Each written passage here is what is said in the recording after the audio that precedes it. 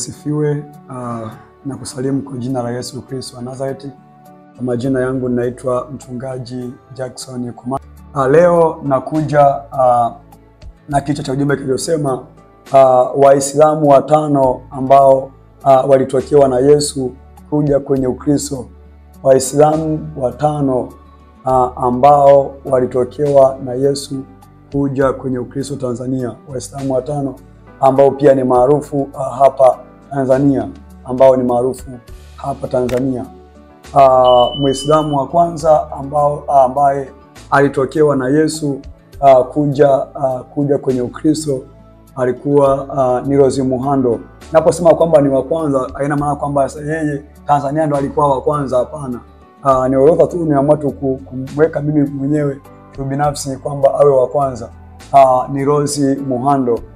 Naye alitokewa na Yesu alipokuwa mgonjwa akiwa na miaka 9 akiwa mgonjwa, na ule ugonjwa aliugua kwa muda wa miaka mitatu. Aliugua ugonjwa muda wa miaka mitatu. Baadaye Yesu anamtokea katika maono, anamwambia kwamba nimekuponya ugonjwa huu, kwa hiyo nenda ukanitumikie. Akiwa na miaka 9. Ule ugonjwa aliugua muda wa miaka mitatu.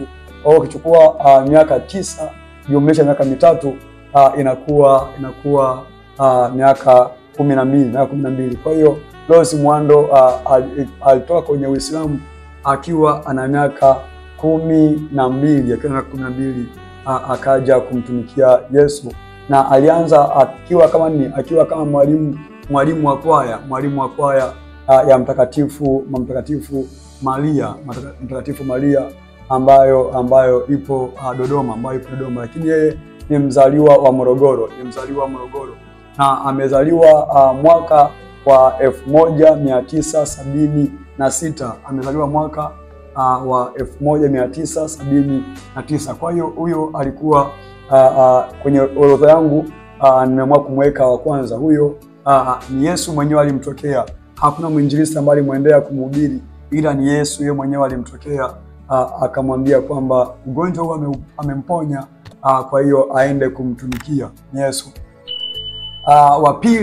Wa pili ambao nimeweka kwenye orodha yangu, wa pili ni huyu IPM. Huyu nabii IPM. Huyu pia ni Yesu aliyemtokea.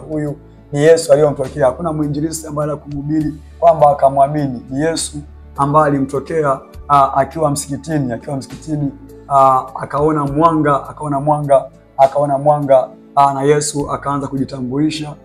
Sauti ikatoka kwenye ule mwanga, kwamba ile sauti inasema kwamba yeye ni mzaliwa wa kwanza wa Mungu. Alikuwepo kabla vitu vyote kuwepo. Kwa hiyo ile sauti ilitambulisha hivyo. Kwa hiyo huyo IPM pia ni mtu ambaye aliyehubiriwa na Yesu kuja kwenye Ukristo, kutoka kwenye Uislamu kuja kwenye Ukristo. Watatu ambao nimemweka kwenye orodha, ya kwangu, ni huyu Sheikh Omar Mnyishani. Huyu ni mzaliwa wa Tanga. Na yeye namna alivyompokea Yesu, akiwa anasema alikuwa visiwa vya Komoro. Kulikuwa kuna mashindano ya wachawi huko kwenye visiwa vya Komoro. Kwa hiyo walitoka hapa Dar kuiwakilisha Tanzania kama ni wachawi nguri wa Tanzania. Kwa hiyo kulikuwa kuna kikao, kikao cha wachawi duniani. Kwa hiyo wachawi duniani wanataka kujuana kwamba ni wachawi duniani ambao ni nguru wale wakubwa.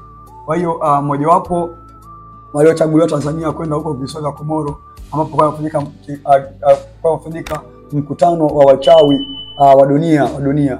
Kwa hiyo na huyu Omar Mnyishani naye pia alikuwa mojawapo. Kwa hiyo yeye akiwa kule kwenye visiwa alipewa kazi ya kutafuta sijui ilikuwa tangapi ya damu.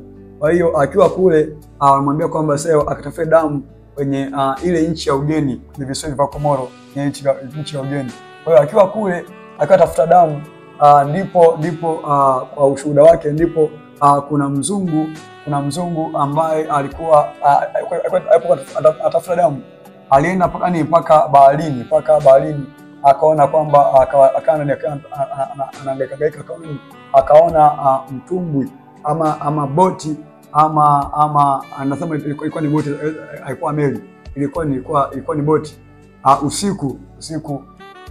Kwa hiyo asema sasa hapa hawa ndio bini wachukue damu kwao. Kwa hiyo wakati kwenye ile sakata anataka kuchukua damu, mzungu mmoja pale akatokea, akaanza kukemea kwa jina la Yesu. Kwa hiyo kuanzia hapo Omari Yesu alianza kumfuatilia. Huyo ni mtu wa tatu. Mtu mwingine kwa sasa anaitwa Meshaki Salum, lakini mwanzo alikuwa anaitwa Hasani Salum. Huyu pia alikuwa huyu alitokewa na Yesu. Yeye ni mzaliwa wa Kigoma. Huyu alitokewa na Yesu baada ya hawa